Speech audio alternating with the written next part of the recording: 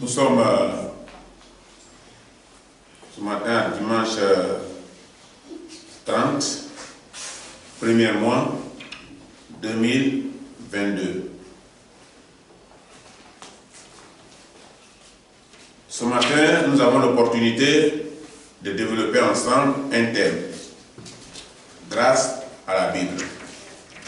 Notre thème du jour, c'est l'influence démoniaque.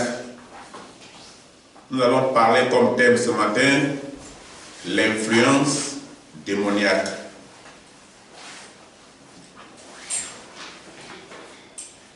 La stabilité de notre vie dépend du thème sur lequel la Bible va nous entretenir ce matin,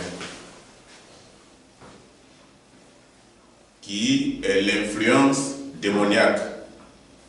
C'est de là que vient notre échec face au diable.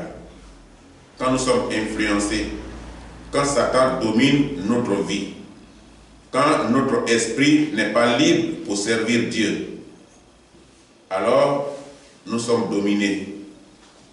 Et ça devient un échec pour nous. Pour mieux connaître les stratégies du diable et combattre, il faut d'abord savoir que derrière chaque péché se trouve obligatoirement un démon. Il y a un démon derrière chaque péché. C'est pourquoi quelqu'un est sous l'influence, quelqu'un qui est sous l'influence du diable n'est pas libre. Il n'est pas du tout libre. Quelqu'un qui est sous l'influence du diable. Parce que derrière chaque péché, il y a un démon. Et c'est ça qui nous intimide, c'est ça qui nous influence. Les démons peuvent nous convaincre. Oui. Les démons convainquent. Ils peuvent nous convaincre. Et quand le démon te convainc, ta vie est influencée et dominée. Nous allons voir dans Genèse 3, verset 6. Genèse, chapitre 3, verset 6. Dans Genèse 3, verset 6, la Bible dit: la femme vit que l'arbre était bon à manger et agréable à la vue, et qu'il était précieux pour ouvrir l'intelligence. Elle prit de son fruit et en mangea. Elle en donna aussi à son mari qui était auprès d'elle, et il en mangea. Voilà ce que la Bible dit par rapport à ce verset. Le péché ici commis, parce que Dieu avait déjà donné l'ordre à ce couple, ce qu'il devait faire et ce qu'il ne devait pas faire. Donc, ici, ils ont commis un péché parce que ils n'ont pas respecté les conditions qui leur permettraient d'être ici. Donc, le péché commis par Ève est un acte délibéré. C'est un acte délibéré. Ce péché de désobéissance n'a pas été accompli par ignorance. Parce que l'homme avait conclu avec Dieu ce qu'il fallait pour vivre dans le jardin d'Éden. Dieu leur avait dit: vous allez vivre ici. Je mets tout à votre disposition, sauf telle chose. Et vous êtes d'accord avec moi que dans le monde, il y a ce qu'on appelle la loi. Sinon, le monde ne sera pas contrôlé. Les hommes qui vivent sur la terre ne seront pas contrôlés. On fera de n'importe quoi. Et à n'importe quel moment. C'est pourquoi il faut la loi. Et la loi est une condition qui nous permet de régler nos vies et de marcher de façon conforme dans la société. Et c'est pourquoi Dieu leur a dit ici: je vous donne tout, mais plus ou moins, je vous donne une condition. De même que que quand nous allons dans une société, partout où que nous soyons, il y a une condition pour vivre de façon normale. Dans ce passage, on comprend que le péché qui a été commis par ici, ce couple-là, est un acte délibéré. C'est volontaire. Ça peut se passer dans d'autres foyers. Il y a des lieux où les règles de foyer ne sont pas respectées. L'homme est tout le temps dehors et madame est préoccupée par sa vie. Ou madame est dans la boisson et l'homme est préoccupé par la vie de sa femme. Ou alors, il y a certaines choses qui ne sont pas en conformité avec les lois du foyer. C'est de même dans notre lieu de travail. Quand tu signes un contrat de travail, la société te donne des conditions pour être là. Quand tu es embauché, c'est sur condition. Il y a le règlement intérieur, ce qui te permet d'être à jour, d'être dans les bonnes conditions pour continuer à travailler là. Et quand tu les respectes, on peut te garder. Mais l'homme ici avait délibérément décidé de manger le fruit interdit. Mais pourquoi? C'est ce qui est interdit qui intéressait l'homme. Pourquoi c'est ça qui intéressait madame? Pourquoi le visiteur n'a pas parlé d'autre chose que ça? Et c'est ce que le fruit interdit pour ouvrir son intelligence, selon la femme, sur proposition du serpent. Mais pécher, c'est choisir sa propre voie au lieu de la voie de Dieu. Quand quelqu'un choisit sa propre voie, c'est ce qui le conduit dans le péché. Parce que quand tu choisis la voie de Dieu, les esprits qui sont les Saint-Esprit ne te laissent pas vivre dans les conditions qui vont te séparer de ton Créateur. Et tu es guidé par le Saint-Esprit. Et être en présence de Dieu a des conditions. Et cette femme ne voudrait plus être dépendante de Dieu. Et elle voudrait partir de l'abri de Dieu. Et sur proposition du serpent, elle n'a pas fait grande réflexion. Elle a cédé pour prendre son indépendance. Et c'est ce qui arrive souvent dans notre vie. Comme des enfants aussi qui, à un certain moment donné, disent « je suis majeur ». Alors, il est temps pour moi de prendre mes responsabilités. Et je peux partir où je veux, je peux sortir de la famille parce que je suis déjà grand. Et ils sortent de la dépendance de la famille, de leurs parents, pour prendre leur indépendance, leur liberté. C'est ce que cette femme a fait ici, par rapport à leur vie avec le Seigneur. Dieu leur avait dit que vous vivez ici, mais la condition est que vous avez tout sauf telle chose. Et c'est ce sauf-là qui a intéressé la femme, c'est là-bas qu'elle est partie. C'est comme le panneau d'interdiction. Quand tu passes le feu rouge, et tu penses qu'il n'y a pas de policier à gauche ni à droite, mais ce n'est pas un problème de policier. Quelqu'un peut sortir selon lui, son autorisation pour continuer son voyage parce qu'il est en vert et puis il te rentre. Et toi, tu meurs là sur place, tu aurais perdu toute la vie pour une seule minute que tu aurais passé devant le feu. Et ça va lui donner raison. Il t'aurait tué gratuitement, mais dans ses raisons. C'est comme le sens interdit. Le panneau te dit ici, il n'y a pas de passage. Si tu vas là, tu ne vas pas continuer, mais tu continues quand même. Et tu vois que le chemin ne continue plus. Tout chemin du péché a ses limites. Parce que la vie sur la terre a ses limites. Tu peux pécher pendant toute ta vie, mais la vie même là a ses limites. Ça veut dire que le péché a ses limites. Et chaque démon a un nom. C'est pourquoi, si un esprit a le contrôle sur ta vie, il peut te lier ou te posséder pour avoir une influence sur toi, sur ta vie. C'est comme ça que Satan travaille. Il peut avoir une influence sur ta vie. Car spirituellement, il a une puissance. Il a une puissance sur ta vie. Il a une puissance sur un homme sans Dieu. Satan a une puissance. Les démons ont une puissance.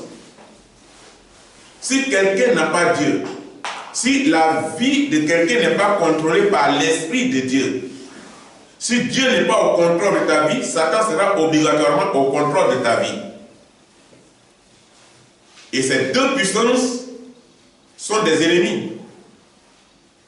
Donc si tu travailles pour eux, tu seras forcément ennemi de l'autre.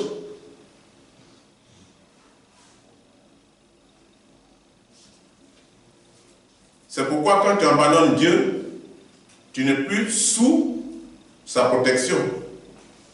Et les démons peuvent influencer ta vie. Le démon qui est derrière un voleur, par exemple, il s'appelle le vol. Parce que tu n'es pas né voleur. C'est quand tu es possédé par ce démon-là que ça te donne un titre. Qu'on colle, l'étiquette qu'on colle sur toi. Même si tu es un commissaire de police. Désormais, à partir du moment où on t'a arrêté, tu deviens voleur. Il y a un détective qui a arrêté un docteur dans un magasin. Ils ont fait appel à un détective qui finalement, ce détective est devenu pasteur. Et après, il a fait ce témoignage. Il dit lorsqu'il est rentré dans le magasin, il s'est habillé bizarrement là et il voyait que le docteur ramassait tout, il mettait dans son blouson. Et il les prenait, il les prenait, il les prenait, il les prenait.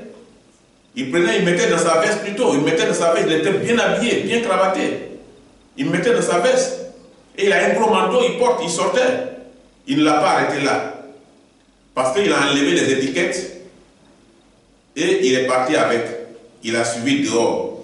Et il a arrêté, il a sorti sa carte et dit, je suis inspecteur détective.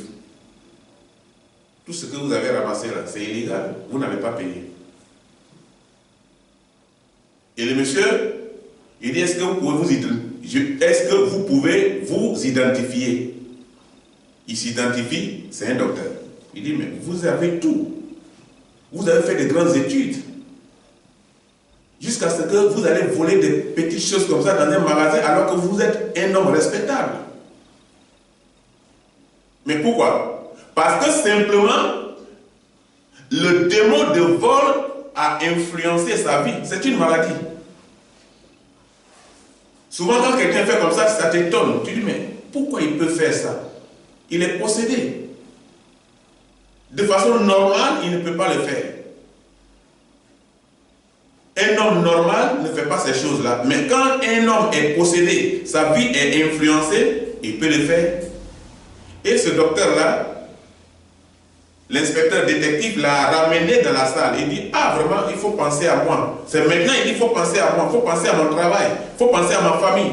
Il a dit, non, je ne te ferai rien, je interviendrai pour toi, mais il faut que ces agents qui sont accusés tous les temps, que ce sont eux qui volent là, soient au moins libres. Que leur esprit soit libre. Il dit, il a envoyé le docteur, ils l'ont envoyé dans une salle, dans un bureau, ils ont fermé les portes, Et le docteur a commencé à enlever tout ça dans sa veste. Mais il avait une carte professionnelle docteur. Et là où il travaillait, il a dit, c'est pas un petit monsieur. Mais après, le détective dit que, comme ils ont su maintenant qu'il y a quelqu'un qui volait là tout le temps, ils n'ont qu'à simplement prendre son identité et puis le laisser partir. S'il revient pour la deuxième fois, bon, on fera de lui ce qu'on peut, mais qu'on lui fasse grâce. Mais lui n'est pas juge, mais qu'il propose. Et le docteur a été libéré. Mais est-ce que, s'il n'a pas la parole de Dieu, est-ce qu'il sera conscient pour arrêter? Peut-être que non. La seule chose qui libère quelqu'un de l'influence démoniaque, c'est la parole de Dieu. C'est la parole de Dieu qui peut laver ton esprit, laver ton cerveau. C'est la parole de Dieu qui peut laver ton cœur. Ce n'est pas l'eau de ton robinet. Ce docteur-là, quand il quittait au travail, il allait sous l'eau de son robinet. Il se lavait, se douchait. Mais l'eau de robinet lave que notre partie extérieure, notre corps, la peau. Mais la partie intérieure, l'eau de robinet ne peut pas laver. C'est la parole de Dieu qui lave ça. C'est pourquoi Jésus a dit aux pharisiens, mais vous êtes comme des tombeaux blanchis. Au dehors, vous êtes beaux. Mais à l'intérieur, vous êtes sales. Parce que à l'intérieur du tombeau, ce n'est que des os. Donc, s'il y a un démon derrière le voleur, ce démon s'appelle le vol. Il y a un démon d'impudicité. On est impudique. Et on ne peut pas se passer de ça. Il y a un démon de colère. On arrive même à tuer des gens sous l'effet de la colère parce qu'on ne peut pas se maîtriser. Il n'y a pas de maîtrise de soi. Et quand il n'y a pas de maîtrise de soi, ça continue à l'assassinat. Démon de colère. Démon de peur. On a peur de toutes choses et à tout moment. Quand le lézard bouge, on a peur. Quand le crapaud bouge, on a peur. Et on a peur de tout. Et en tout temps. Il y a le démon d'orgueil, on est gonflé. Et quand quelqu'un est gonflé, c'est difficile de ramener à la raison. Parce qu'il pense qu'il est supérieur aux autres et il connaît tout. Ça, c'est le démon d'orgueil. Etc. Il y en a beaucoup. Et l'humanité souffre de ces puissances sans le savoir. Si une société t'embauche comme comptable ou à un poste de responsabilité et tu voles, c'est-à-dire l'argent colle à tes doigts. Quand tu comptes l'argent de la société pour mettre dans la caisse, ça compte à tes doigts et ça colle. L'argent colle. Et ça va dans ta poche. Ce qui colle là, ça ne va pas dans la poubelle, ça va dans ta poche. Mais ceux qui volent souvent ne sont pas des enfants. Une fois, je suis parti payer l'argent de l'église. La banque Santander, à San José, juste au carrefour. Là. Il y avait une banque là, je ne sais pas si ça existe encore, ici à Saragosse. J'ai envoyé l'argent, et puis j'ai déposé l'argent, et j'ai sorti mon mobile comme si je suis en train de regarder. Oh, je regarde mon argent. Je ne regarde même pas mon mobile. Le monsieur, rapidement, il prend 50 €, il met en bas d'un document qui est sur sa table. Je suis là, je le regarde.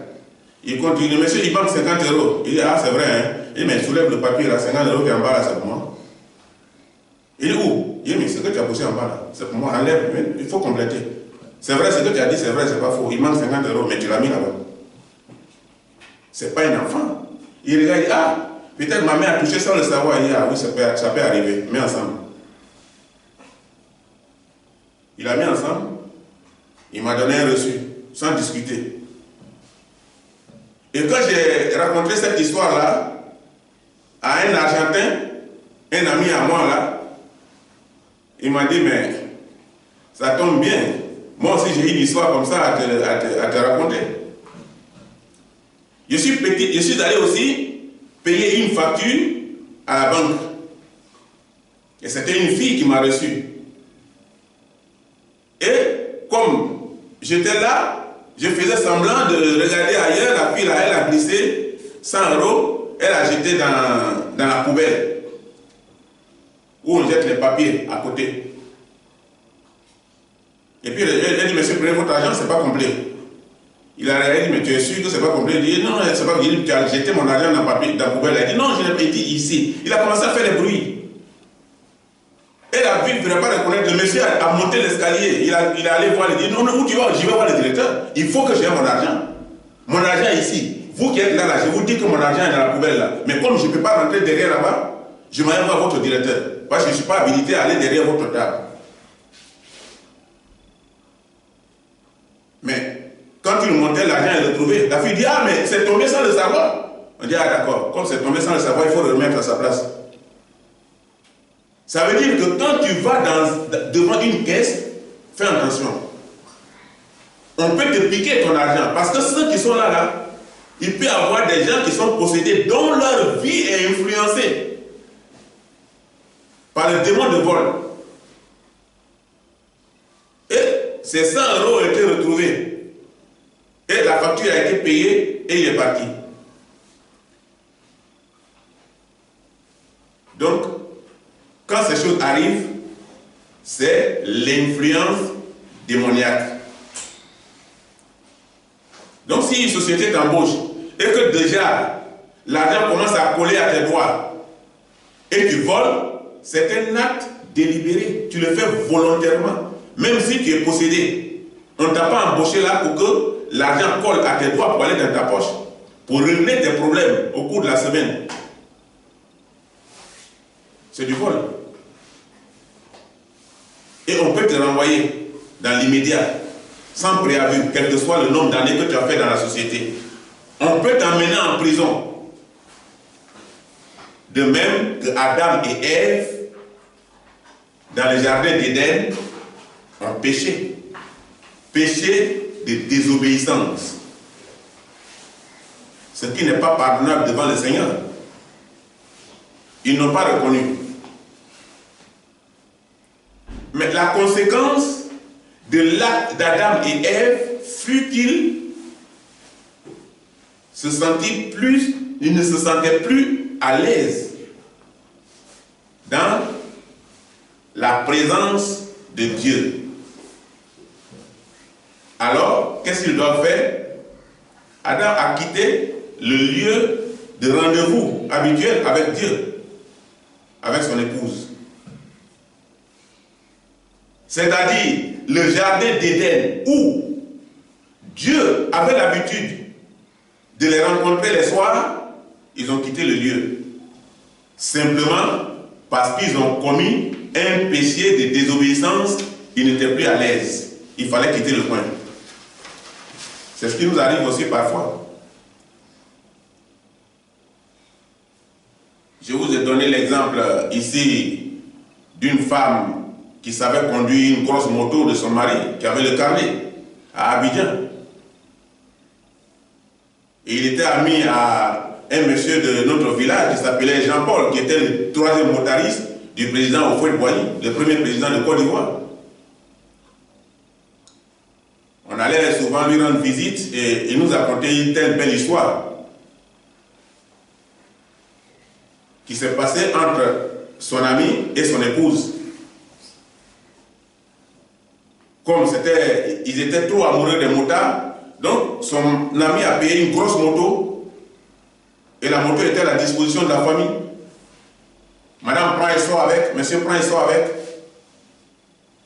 Mais la destination de madame n'était pas une bonne destination. Elle allait avec la moto chez un amant. Et il y avait une dame là-bas qui était là, qui faisait toujours le commerce, qui voyait la moto toujours là. Un jour, elle voit cette même femme dans la voiture avec son mari, sont descendus, il y avait un restaurant, ils sont rentrés, et la femme là est rentrée là-bas, les a vus, ils sont assis, ils mangeaient, et elle est sortie. Le jour où elle a vu son mari seul, il dit, mais j'ai vu une femme avec toi à tel jour, dans tel coin là. Est-ce que c'est ta femme? Il dit oui. Il y a quoi?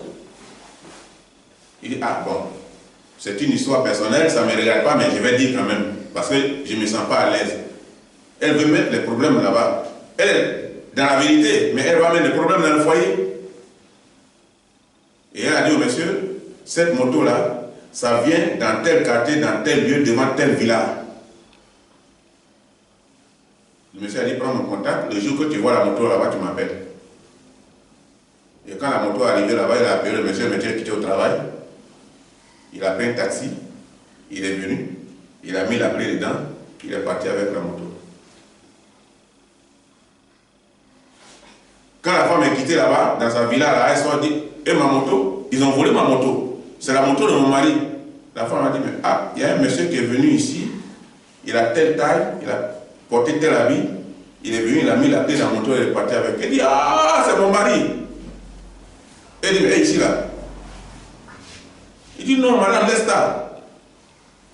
C'est mon mari qui a envoyé la moto. Elle arrive à la maison, la moto est garée.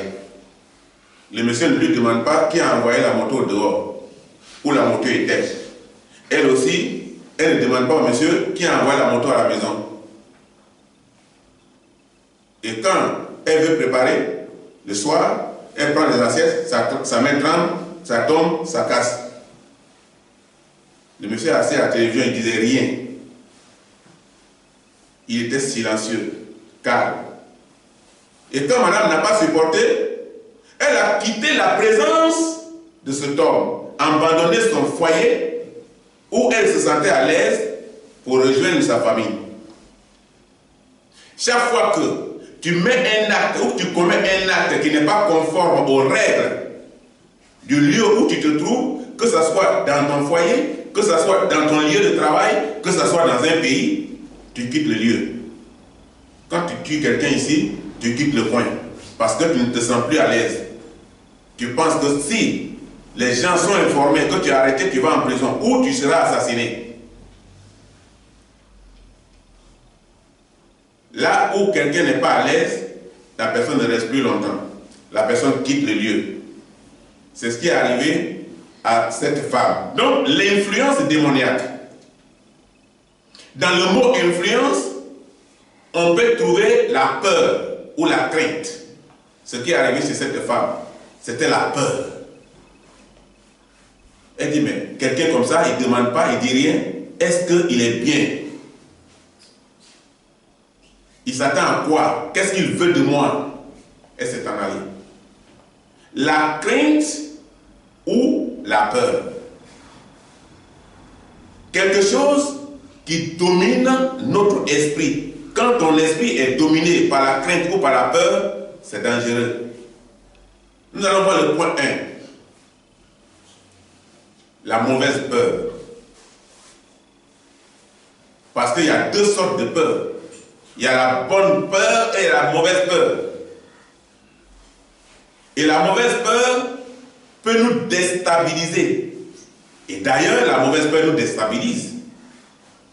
Ou parfois, nous paralyse. Parce que cela vient du diable. La mauvaise peur ne vient pas de Dieu. Cette peur utilise les noms du blasphème, c'est-à-dire les noms des démons. Et si l'esprit du démon de peur influence ta vie, tu as peur tous les temps. Et tu as peur de tout. Tu as peur d'être pauvre. Tu ne veux pas être pauvre. Donc, quand tu vis avec les gens, tu te sens mal. Et tu ne veux pas être pauvre. Et tous les temps, tu es dans ce souci-là. Tu as peur de mourir. Quand les lézards passent, tu as peur. Tout ce qui se passe autour de toi, tu crois à la mort. Tu as peur de mourir. Tu ne veux pas mourir. Tu as peur d'aller dans ton village Il y a des gens qui ont passé plusieurs années ici en Europe qui ne vont pas dans leur pays, à plus forte raison dans leur village.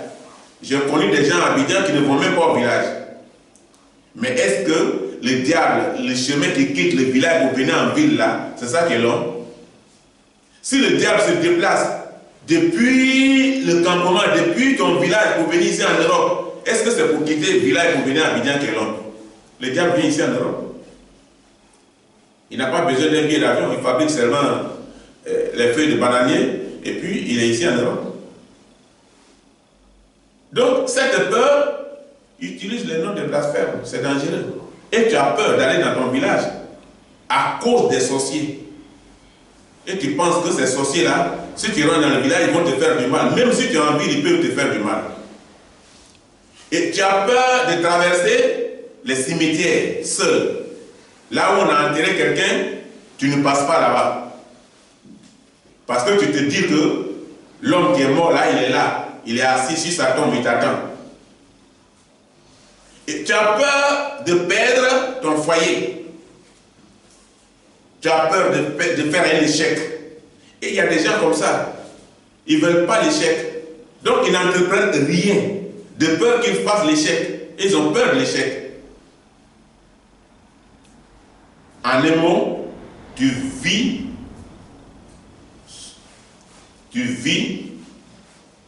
sous une domination diabolique,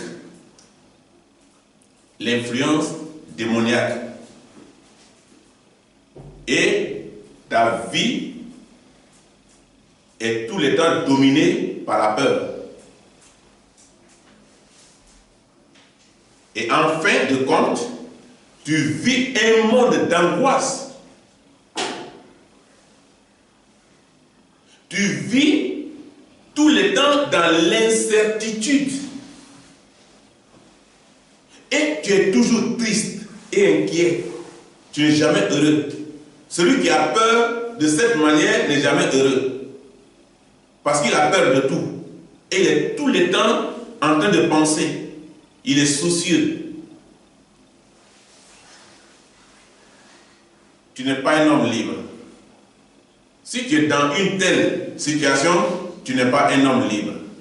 Tu as besoin de Jésus-Christ pour être libre. Tu as besoin de la parole de Dieu pour être libre. Dans ce cas, ce n'est plus une crainte respectueuse. Il y a une influence de l'ennemi sur ta vie.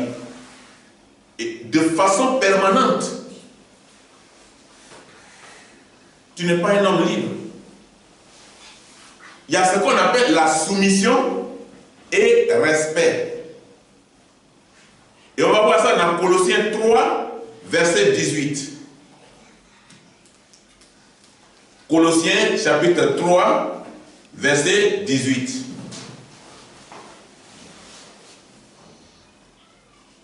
Femmes, soyez soumises à vos maris, comme il convient dans le Seigneur. C'est tout le verset. Soumission ne veut pas dire la peur.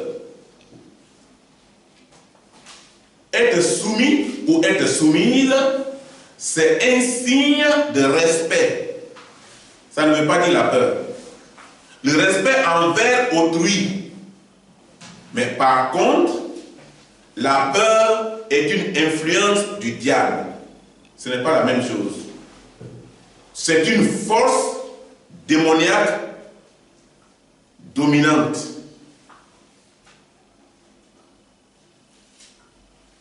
C'est deux choses différentes. Il y a des femmes qui ont peur de leur mari. Elle a peur de présenter même un besoin d'argent à son mari, qui est un besoin personnel ou un besoin conjugal, familial. Et elle préfère faire ce qu'on appelle, dans le français de la rue, je retiens. elle fait je retiens dans l'argent de la popote de la famille pour résoudre son problème. Et beaucoup de femmes le font. Parce qu'elle ne veut pas présenter ouvertement pour qu'ensemble, on trouve solution à cela. Donc, c'est dans le budget familial qu'elle met la main pour faire je retiens. Elle prend et elle met dans sa poche pour résoudre son affaire. Mais cette attitude est un vol. C'est un vol professionnel. Parce que l'argent qui t'a été donné, c'est de l'argent de confiance. Ou l'argent qui a été mis à la disposition de la famille, c'est l'argent de l'État familial. Parce qu'une famille est un gouvernement qui est constitué de lois et de membres. Donc, ce que tu fais de cette façon-là, c'est du vol professionnel. Parce que la caisse de la famille est une caisse publique pour tous les membres. Donc si toi, particulièrement, tu enlèves de l'argent dedans pour faire ton travail personnel, c'est du vol.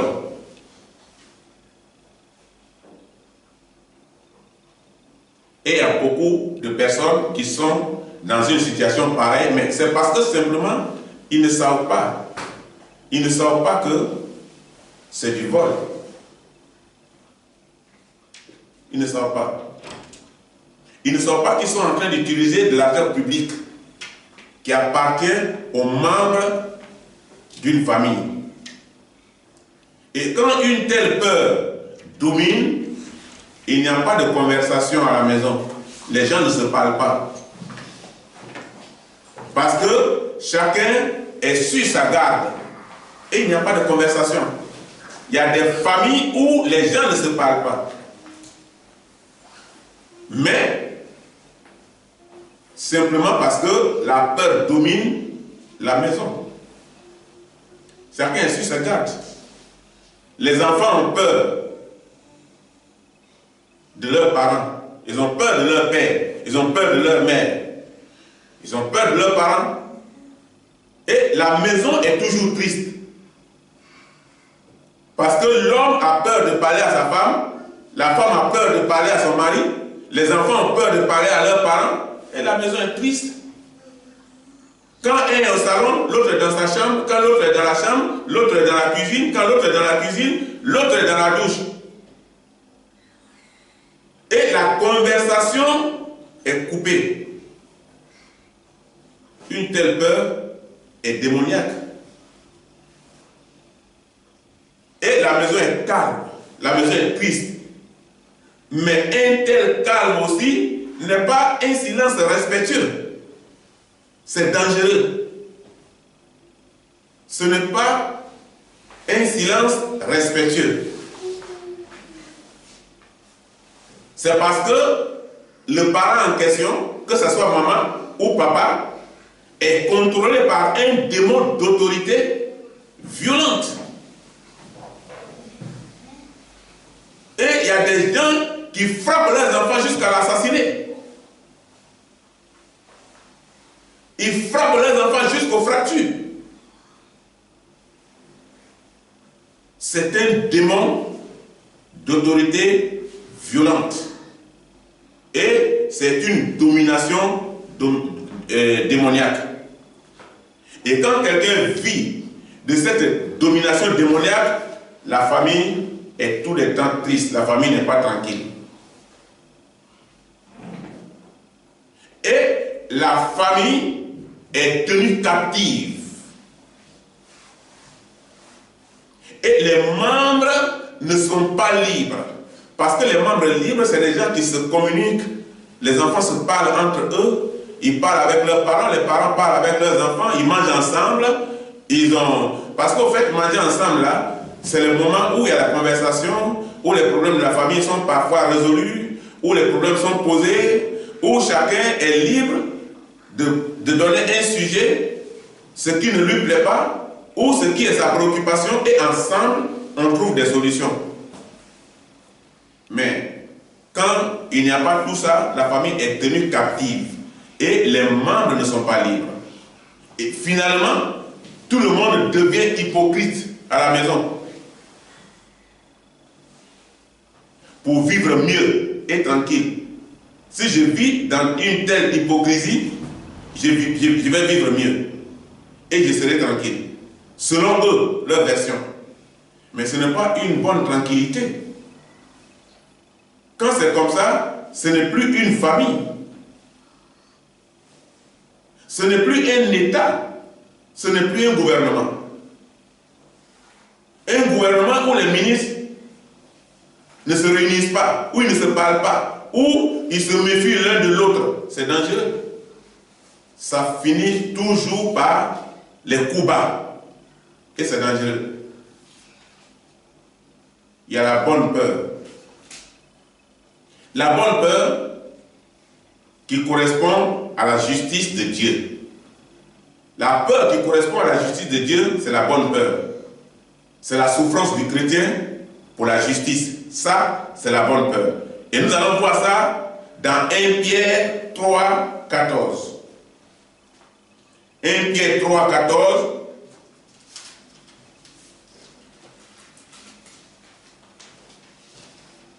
Pierre 3, 14.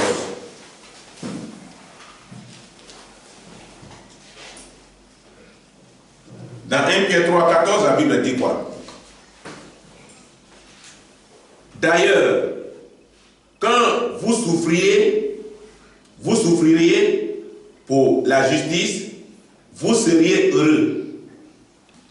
N'ayez d'eux aucune crainte et ne soyez pas troublés. Voilà ce que la Bible dit. Dans 1 Pierre 3, 14, voilà ce que la Bible dit. De qui parle la Bible? De tout ce que le diable peut faire pour influencer ta vie. Il dit, ne craignez pas ces gens-là. Si, dans mon foyer, je vois mon mari ou je vois ma femme dans le péché et je me retiens de peur de perdre mon foyer, de perdre ma femme ou de perdre mon mari, je ne suis pas en train de lui rendre service. L'un n'est pas en train de rendre service à l'autre. Parce que son salut est en danger. Et quand il n'est pas averti pour retourner à l'amour de Dieu, son salut est en danger. Son âme est en danger. Une telle crainte dans la famille est un piège du diable. Et ce piège du diable qui nous sépare de Dieu.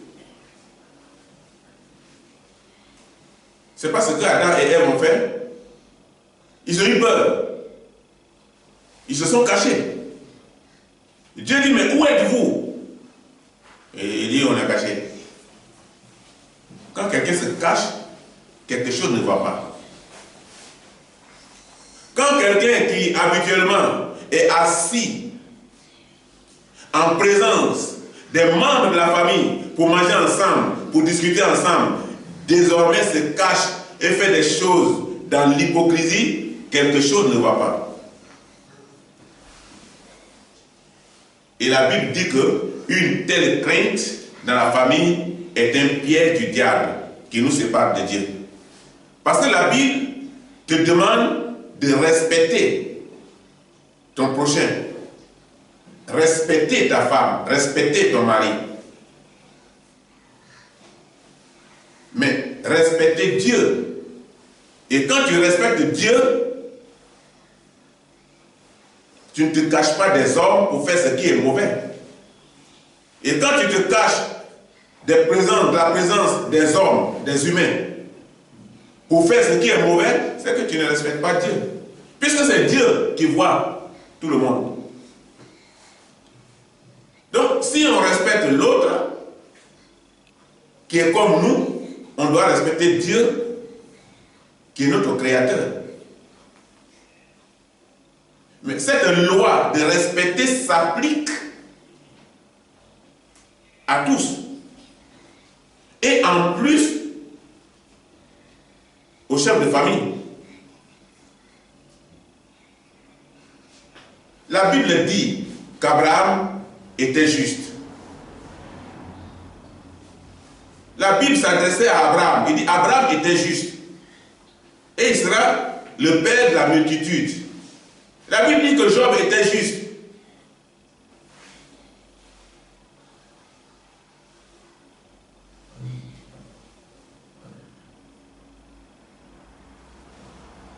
Parce que l'amour sans la vérité, c'est la séduction. Tu dis que tu aimes ton frère, tu dis que tu aimes ton prochain, tu dis que tu aimes ta femme, tu dis que tu aimes ton mari, tu dis que tu aimes tes enfants, tu dis que tu aimes tes parents, et tu es dans l'hypocrisie, c'est la séduction. C'est pourquoi la Bible dit que l'amour sans la vérité, c'est la séduction. La vérité triomphe, la vérité éclaire. La vérité rend la vie simple, facile. La vérité est la base de la confiance. Parce que quand on manque en toi la confiance, pour qu'on récupère en toi, c'est difficile. Parce qu'on ne te fait plus confiance. On t'a mis à la caisse, tu as volé. On t'a donné une responsabilité, tu as volé. On t'a mis quelque part, tu as assassiné. Et une fois la confiance est perdue, c'est difficile. C'est pourquoi Dieu a chassé Adam et Ève du jardin d'Éden. Parce qu'il ne leur faisait plus confiance. Puisqu'ils sont soumis à Satan, Dieu ne leur fait plus confiance. Dieu ne leur faisait plus confiance parce que maintenant là, Dieu sait qu'ils vivent l'hypocrisie. Parce que quand lui, Dieu, il est présent, il leur dit ce qui n'est d'autre chose. Et quand lui, Dieu, il s'en va, ils disent à Satan c'est autre chose. Ce qui ne correspond pas à la vérité. Et la Bible appelle ça la séduction. La séduction qui nous sépare de toutes les bénédictions de Dieu. Là où la vérité manque, c'est le mensonge qui règne. Là où l'hypocrisie règne, c'est la séduction totale. C'est une séparation. Ça nous fait perdre la confiance. Et la confiance, c'est difficile pour qu'elle soit rétablie. À moins que pendant beaucoup de temps, nous les démontrons. Que effectivement, nous ne sommes plus dans les mêmes situations.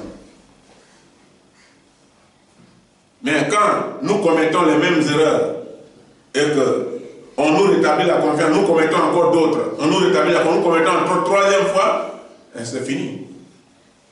Quel que soit le temps que nous pouvons passer, la confiance est difficile pour être rétablie. C'est ce qui amène les divorces, c'est ce qui amène les séparations des membres de la famille. C'est ce qui a fait que Caïn a tué son frère, parce que là, les choses deviennent difficiles. Et ici, les deux ont quitté la face de Dieu parce que ils savent que Dieu n'avait plus confiance en eux. Ils se sont rendus compte, leur conscience s'ouvre.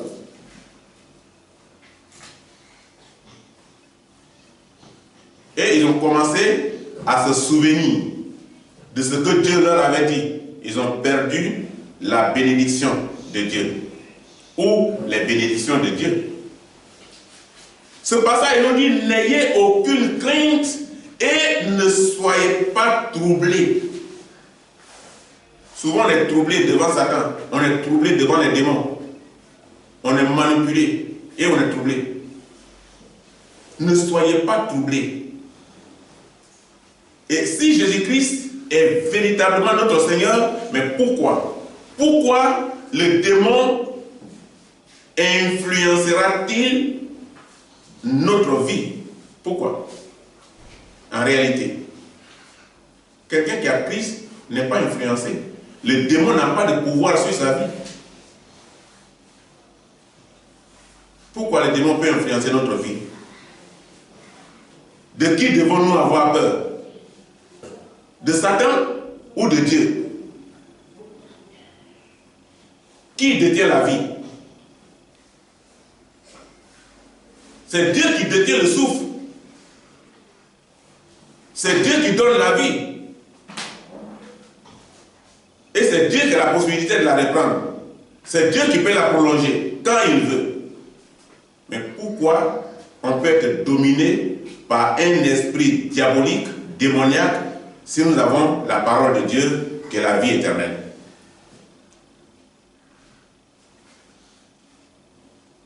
De qui devons-nous avoir peur? Nous devons nous interroger. Pour t'avoir, pour te gagner, le démon terrorise d'abord ton esprit, tes pensées, par des troubles.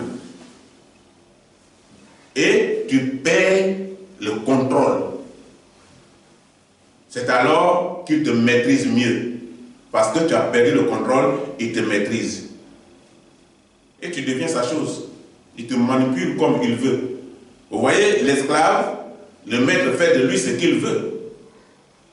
Parce que c'est le produit de son argent. Et toi, tu es devenu le produit de Satan. Par ta soumission à Satan et à ses démons. Et les démons peuvent te posséder, te dominer, t'influencer. Et tu n'es plus libre. Parce que ta vie est captive. Exemple.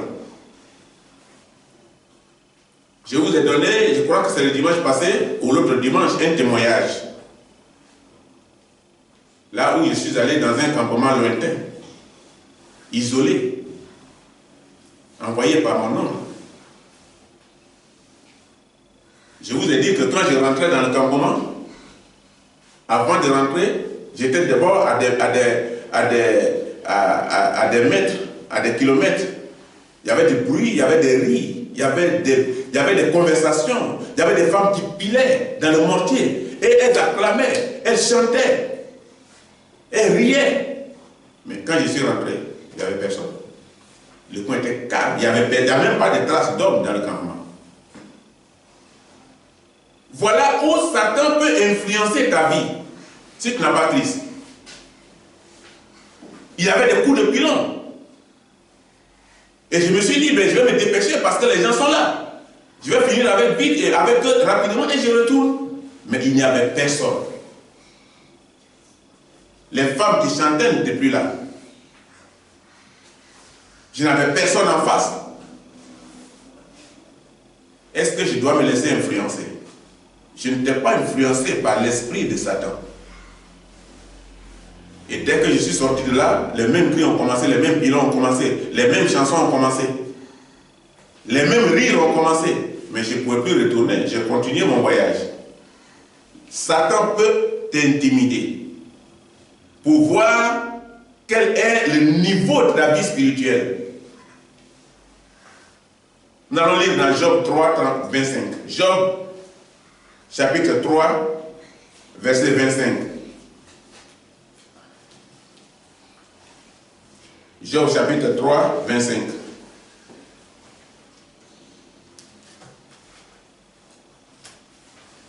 Job chapitre 3, 25.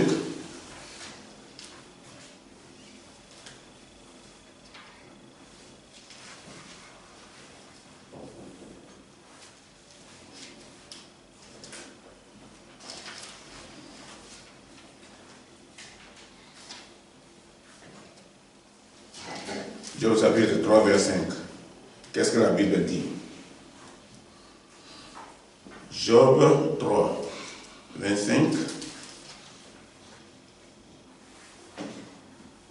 Ce que je crains, c'est ce qu'il m'arrive.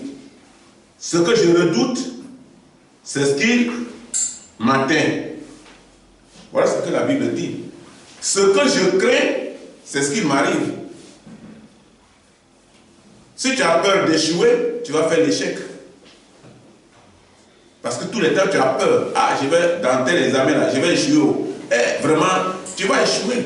Parce que tu as échoué avant l'examen. Selon toi. Et moi-même là, je vais pour échouer. Parce que ça là, vraiment, c'est dur, je ne comprends pas. Tu as échoué avant l'examen. Tu as peur de monter même des petites affaires parce que tu dis que ça va t'apporter un échec. Mais tu as déjà un échec. Ce que je crains, c'est ce qui m'arrive. Tu as peur d'être pauvre. Tu as peur d'être assassiné. Tu as peur d'être menacé. Tu as peur de vivre en toutes choses. Tu ne seras jamais libre. Ce que je crains, c'est ce qu'il m'arrive. Donc, ce que je crains, c'est ce qu'il m'arrive. Nous ne pouvons rien comprendre de cela. À moins que la parole de Dieu, par les Écritures, s'adresse à notre cœur. Que Dieu nous parle par son esprit pour que nous comprenions mieux qu'est-ce que cela signifie. Ce que je crains, c'est ce qui m'arrive. Celui qui n'a pas encore reçu la présence du Saint-Esprit continue de craindre les sorciers. Ce que je crains, c'est ce qui m'arrive. Tu crains les sorciers, c'est eux qui vont t'avoir. C'est eux qui vont t'avoir. Il ne faut pas avoir peur des sorciers. Quel que soit leur domaine de travail, quelle que soit leur efficacité, il ne faut pas avoir peur des sorciers. Le sorcier va t'intimider, il va s'influencer. Il va vouloir dominer ta vie. Il va travailler sur toi, sur tes habits, sur tout ce que tu as, sur ton économie. Mais ton âme devant Dieu, c'est ça qui compte.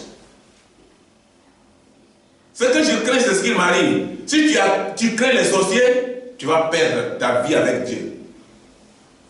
Ton âme sera en enfer.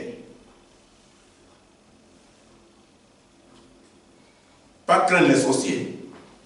Ou d'avoir peur d'un cadavre. Il y a des gens qui ont peur des cadavres. Où il y a un cadavre là, il ne met pas pied là-bas. Et on pense que celui qui est mort est à côté de nous. Il peut bouger, il peut nous parler, il peut nous saisir, il peut nous tirer par le bras, par le pied. Et on a peur. On pense qu'il est à côté de nous.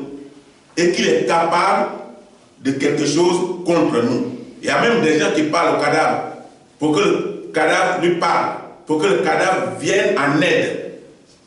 Mais ceux-là, ce n'est pas devant. Quand maintenant ils sont seuls, ils ne passent pas là où le cadavre est. Ou quelqu'un a été enterré, il ne passe pas là-bas. D'autres ont peur du cadavre. La première église que j'ai créée en Afrique, dans mon village, j'ai été confronté à ça. Parce que les gens avaient peur de dépenser. Et quand eux-mêmes, ils ont mangé peut-être quelqu'un dans la sorcellerie, ou quand ils savent que cette personne-là, ils l'ont attaqué, alors, le pasteur vient. Pardon, on a un malade, viens prier pour lui. Ma mission n'était pas de dire non, ma mission était d'aller prier. Et quand la personne meurt 3 jours après, on m'appelle, on me dit, tu as prié ici, là, cadavre, c'est pour toi, viens prendre. Donc ça devient ma propriété. Mais ce qu'ils oublient, c'est que j'ai interrogé la personne qui accepte Jésus-Christ comme sauveur et Seigneur. Oui. Je peux prier pour toi. Oui. Si je prie pour toi, tu es convaincu que même jusqu'à la mort, Jésus te donne la vie éternelle. Oui. Et je prie pour la personne. 3 jours après, 4 jours après, si la personne meurt, mais est-ce que la personne est morte? La personne a reçu le salut à la dernière minute parce que j'ai prié pour elle avant qu'elle ne rentre là. Donc, c'est comme le brigand à la croix. Ce n'était pas le baptême que Jésus avait besoin. Le brigand s'est confessé. Et c'est ce qui était important, c'était ça. C'est que ceux-là, on considérait que c'était ma propriété de venir les chercher. Mais on les enterrait. Est-ce que c'est ça qui comptait? Ce qui m'intéressait, c'est le fait qu'ils acceptent Jésus-Christ, que je prie pour eux du vivant de leur personne, et que je me rassure qu'ils sont les disciples de Christ. Leur âme est sauvée.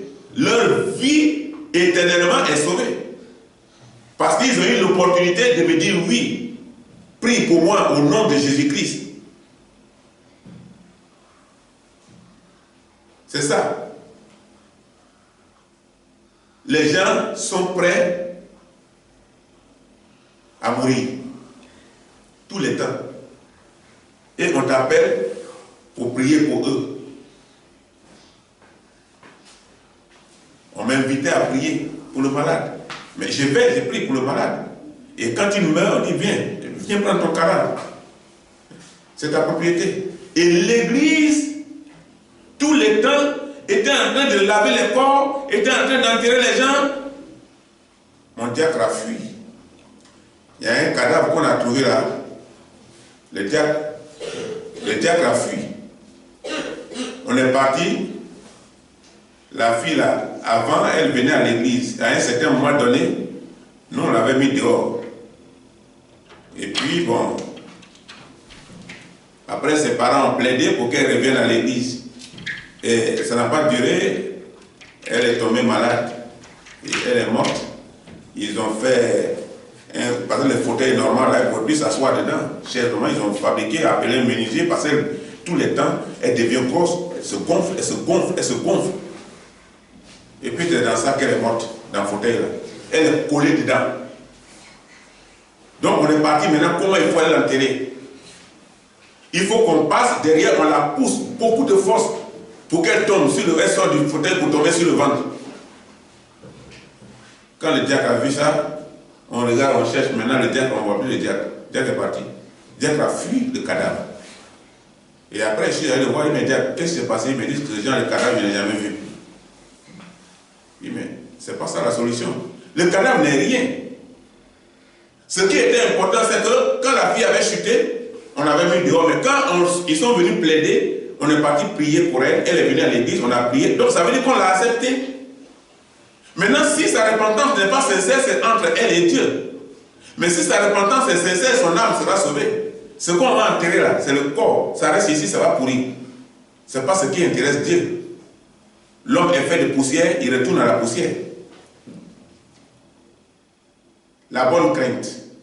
Nous allons parler de la bonne crainte pour terminer.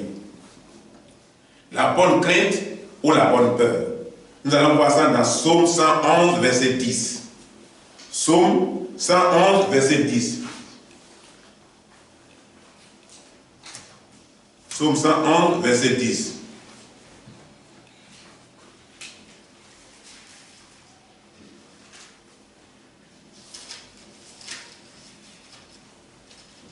Psaume 111, verset 10.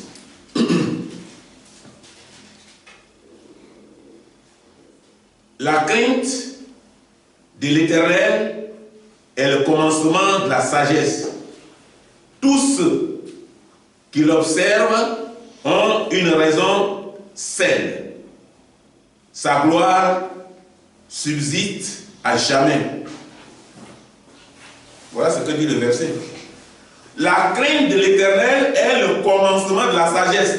La crainte des autorités pour le respect de la loi.